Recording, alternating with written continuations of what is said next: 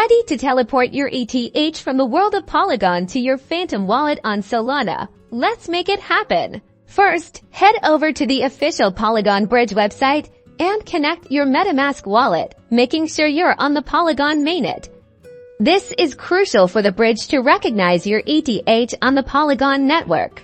Next, select ETH as the token you want to transfer to Solana. Then, carefully enter the amount of ETH you want to bridge. Remember to account for gas fees. Now, the crucial part in the destination section. Select Solana. This tells the bridge where you want your ETH to end up. Carefully paste your Phantom wallet address into the recipient address field.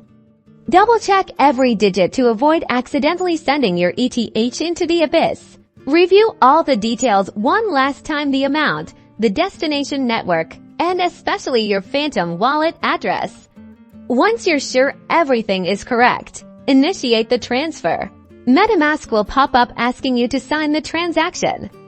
Review the gas fees, confirm, and let the bridge do its magic. The bridge will now process your transaction.